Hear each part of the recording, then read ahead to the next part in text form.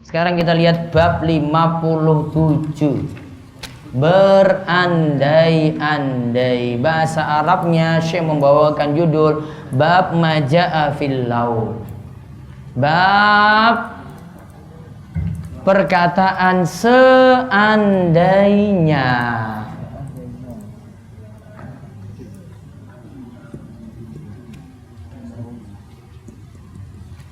Dituliskan di keterangan judul bab ini, di antara bentuk sempurnanya tauhid, di antara bentuk sempurnanya tauhid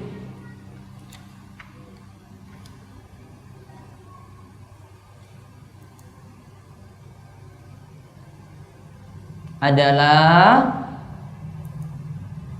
taslim,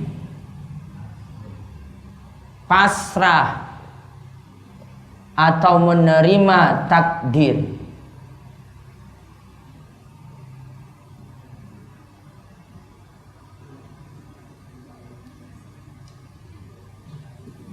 Adapun kalimat seandainya,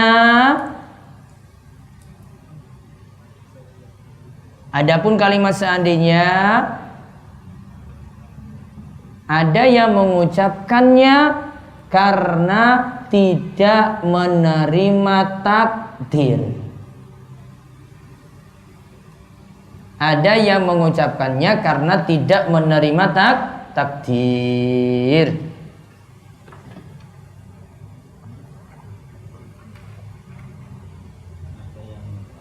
Ada yang mengucapkannya karena tidak menerima apa? Takdir.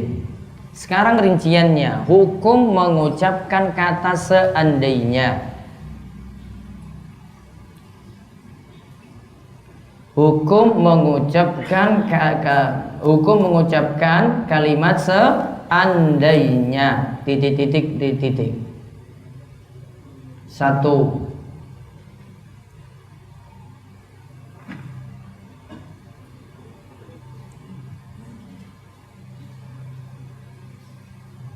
Jika maksudnya tidak menerima takdir Allah,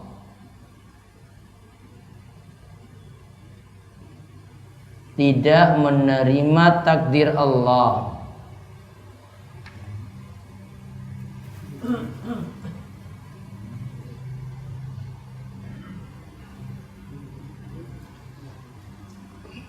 maka dihukumi berdosa.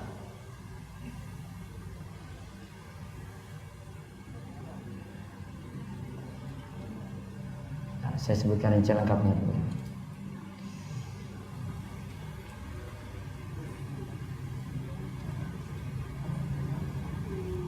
Diulang. Tadi apa? Kalau kalimat seandainya untuk menentang takdir, maka dihukumi berdosa dan haram.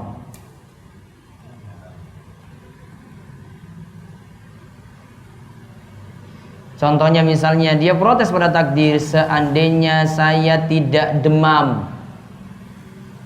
tentu bisa masuk kerja. Ini gara-gara demam saya ini. Jadi kalimatnya, nadanya itu ingin memprotes apa? Takdir. Yang kedua, jika maksudnya untuk penyesalan,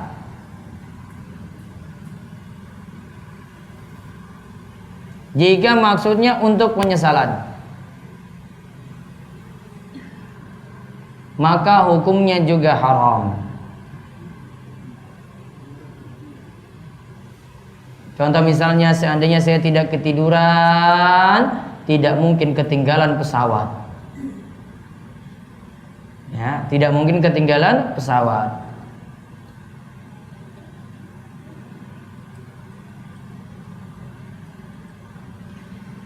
Yang ketiga,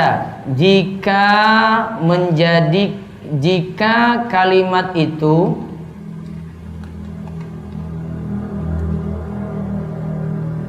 menjadi dalih untuk berbuat maksiat.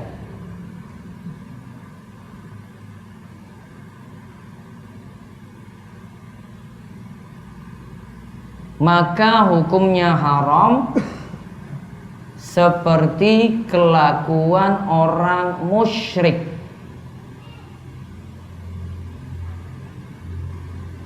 Orang musyrik itu katakan seperti ini, lau sya'ar rahmanu ma abadnahum. Jikalau Allah yang maha pemurah menghendaki, tentulah kami tidak menyembah mereka para malaikat. Berarti syiriknya yang dia perbuat, dia beralasan ya dengan kalimat seandainya tadi. Andai ini tidak dilarang gitu, seperti itu ya. Dia pakai alasan-alasan seperti pakai kalimat seandainya tadi untuk berbuat syiriknya. Namun di sini ada yang masih boleh di sini. Yang keberapa sekarang? 4. Jika maksudnya untuk berangan-angan.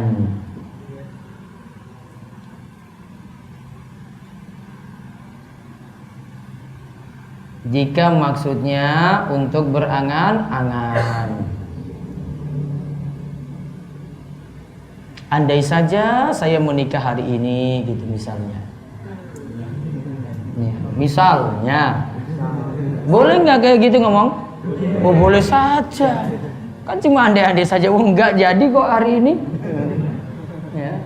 Motor saya masih kosong di belakang. Padahal motornya itu dirancang punya pasangan kan? Iya, boros berarti. Mubazir gitulah istilahnya ya. Apa? Iya, dipotong aja belakangnya.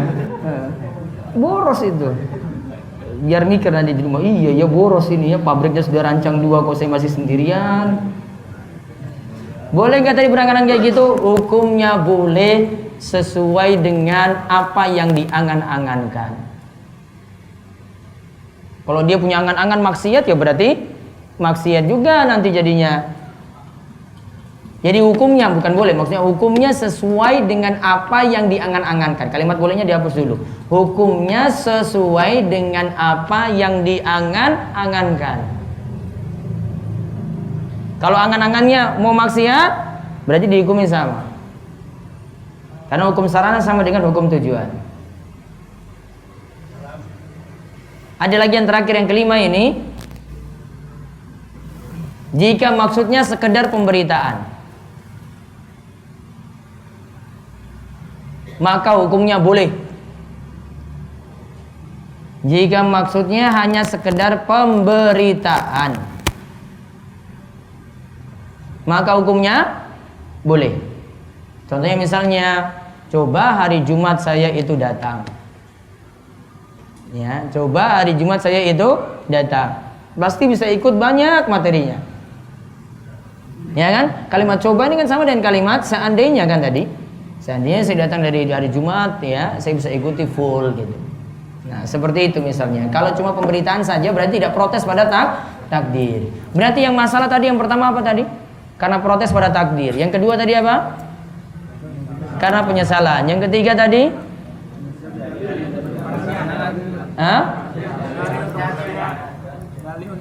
Dalih untuk maksiat nggak boleh. Yang keempat, berangan-angan. Berarti nanti sesuai dengan apa kalau berangan-angan? Sesuai dengan apa yang diangan-angankan. Kalau dia angan-angannya itu maksiat, ya berarti maksiat kamu. Terus yang kelima, untuk pemberitaan asalnya boleh. Sekarang kita lihat hadis Ubay bin Ka'ab. Maaf tadi apa? Allah Ta'ala berfirman. Bab 57. Ya.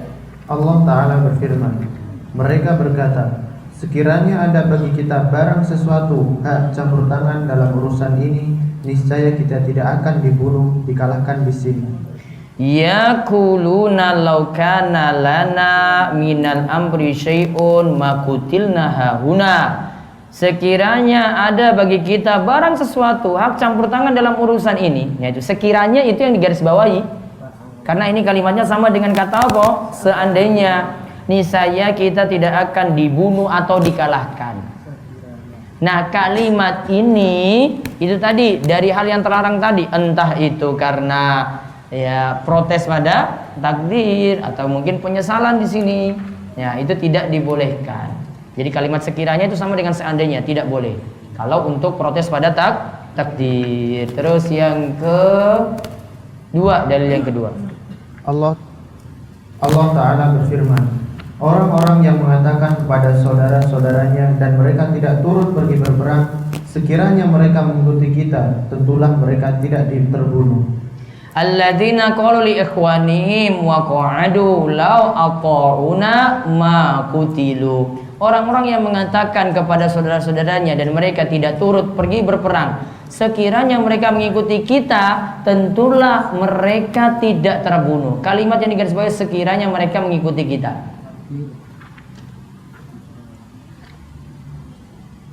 Ini juga kalimatnya karena menolak takdir.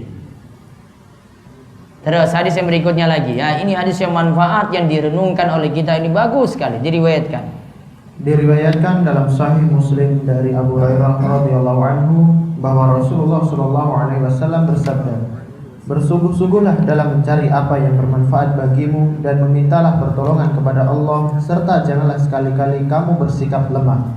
Apabila kamu ditimpa suatu kegagalan, janganlah kamu mengatakan, seandainya aku berbuat demikian dan demikian. Akan tetapi ucapkanlah, Allah telah menakdirkan hal ini dan segala yang dikehendakinya pasti terjadi.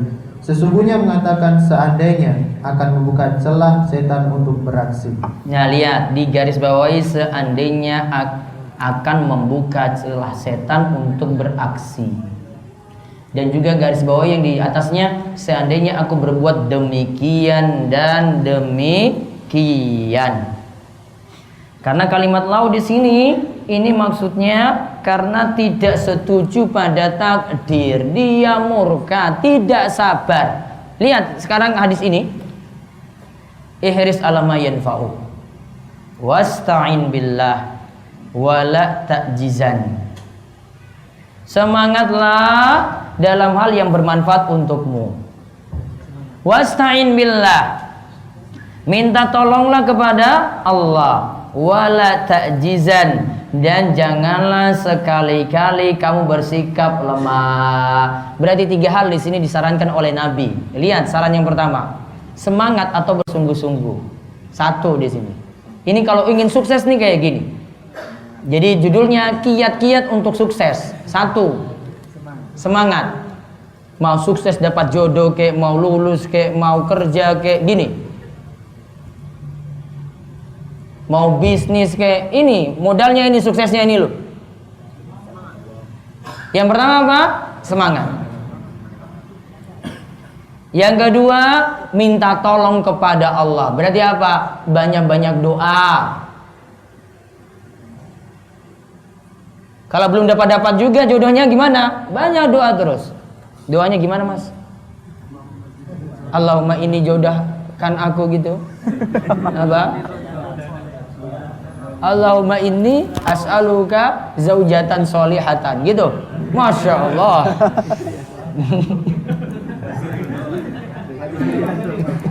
Istri yang soleha. Gak mau yang ayu? Mau juga.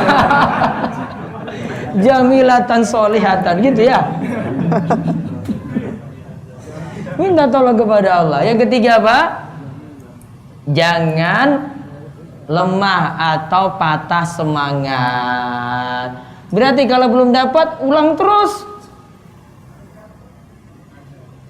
Ya, jangan jadi galau.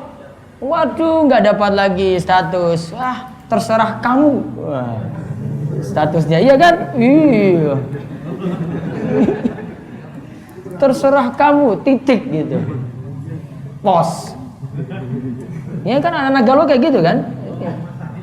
Atau karepmu lah.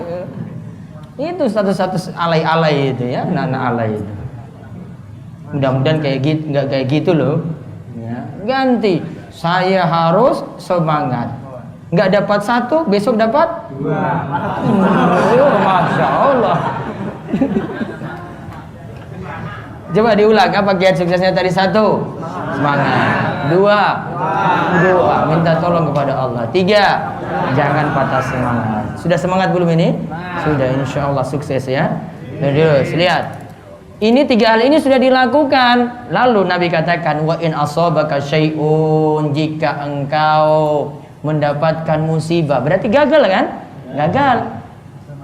Fala taqul law anni fa'altu kadza lakana kadza wa kadza. Jangan katakan andai saja, ya, aku melakukan seperti ini, seperti ini, seperti ini, seperti ini. Ya, karena lihat di sini, walakin kul, akan tapi yang harus dia katakan ketika gagal apa? Qadarallahu wa masya'a fa'al. Allah sudah takdirkan, apa yang Allah kehendaki pasti akan terjadi. Sudah nerima dia itu. Ya, sudah gagal lagi. Ya, memang belum jodohnya. Ya, bisnisku gagal lagi. Ya, memang belum nasibnya. Ulang lagi dia tadi, lakukan 3 hal lagi tadi. Semangat, terus banyak doa, minta tolong kepada Allah. Terus dikatakan di sini, fa innal lau taftahu amala syaitan, karena setan ya, karena lau itu akan, kalimat seandainya akan membuka pintu setan. Setan akan tanya terus, sudahlah kamu gagal, putus asa kamu, gak mungkin kamu dapat lagi. Wah, dikasih gak semangat. Sudah ini tadi 3 hal untuk raih sukses, apa saja tadi, ulang? Semangat, berdoa, tidak pantang menyerah, tidak patah semangat. Kalau gagal gimana? Apa yang diucapkan? Masqadarallah wa masya'a fa'al. Ya, jangan mengatakan apa? Seandainya, protes pada takdir. Sekarang kandungan bab. Kandungan bab 1. Tafsir surat Al-Imran ayat 154 dan ayat 168. 154 dan 168 tadi. Ini tentang orang-orang yang mengatakan lau, ya, dan itu maksudnya untuk menentang takdir, protes pada takdir, tidak menerima takdir. Yang kedua, larangan yang sangat tegas untuk mengucapkan seandainya tatkala ditimpa musibah. Ya, seandainya ini untuk tatkala ditimpa musibah. Larangan yang sangat tegas untuk mengucapkan seandainya tatkala ditimpa musibah. Karena nanti seandainya yang jadi di sini adalah protes pada takdir Allah. Yang ketiga, alasan larangan tersebut adalah hal itu akan membuka celah setan untuk beraksi. Alasan larangan tersebut adalah hal itu akan membuka celah setan untuk beraksi.